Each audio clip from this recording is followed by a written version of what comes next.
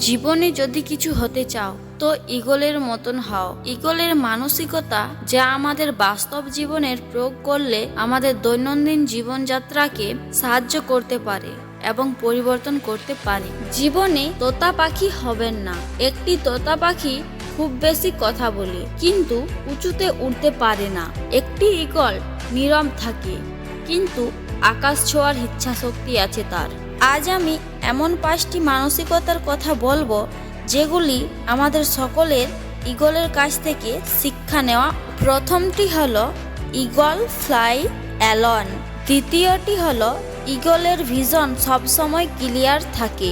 তৃতীয়টি হলো eagle never ইট dead meet. 4 নম্বরটি হলো ঈগলস আর নেভার অ্যাফ্রেড।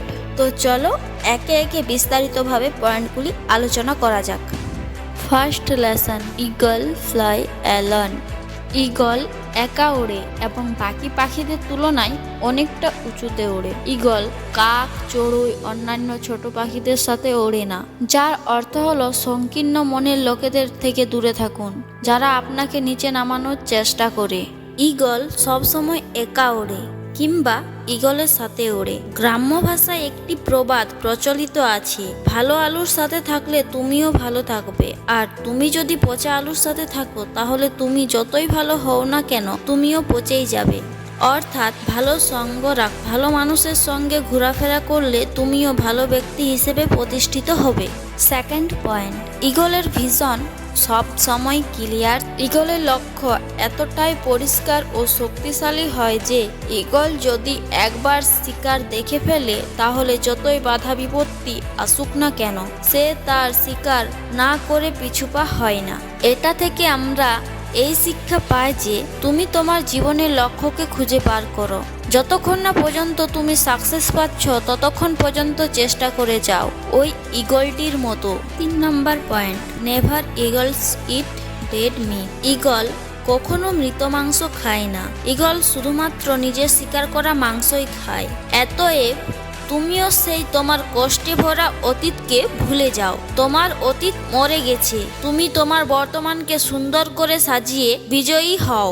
একবার যদি তোমার অতীত তোমার বর্তমানে চলে আসে তাহলে তোমার অতীত তোমাকে বর্তমানে আর থাকতে দেবে না। সে ঈগলটির মতন হও যে কখনো মরা মাংস খায় না। 4 নম্বর পয়েন্ট, ঈগল কখনো ভয় পায় না। ঈগলস আর নেভার অ্যাফ্রেড। যখন আকাশ ঘন হয়ে মেঘ করে তখন ঈগলরা উত্তেজিত হয়। ঈগলরা ঝড় পছন্দ করে। ঝড়ের বাতাসকে ব্যবহার করে তারা নিজেদের উঁচুতে তোলে। বাকি পাখিরা যখন ভয় পেয়ে লুকোবার জায়গা খুঁজে, ঠিক সেই সময় ঈগলরা পুরো আকাশের রাজা হয়ে উড়ে বেড়ায়। উড়তে উড়তে ঈগল এতটাই উপরে চলে যায় যে কখন সে মেঘের উপরেই চলে যায়। এটা থেকে আমরা এটা শিক্ষা পাই যে জীবনে যতই বড় সমস্যা আসুক না কেন সেই সমস্যাগুলিকে কাজে লাগিয়ে সফলতা অর্জন করার উপায় খুঁজুন।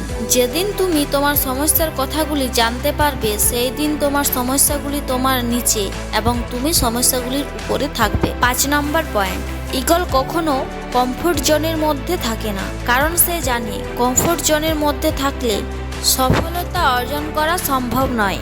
তারা বাসার নরম ঘাস এবং পালক সরিয়ে ফেলে যাতে তাদের বাচ্চারা কমফোর্টেবল না হয়ে পড়ে। তা তারা কখনোই হতে দেবে না। বাজ একটি পাখি এবং সেও জানে কমফোর্ট জোনের মধ্যে থাকলে কিছুই হবে না। কিন্তু আমরা মানুষ, আমরা মানুষ হয়েও অনেকে এই কথাটি বুঝতে পারি না।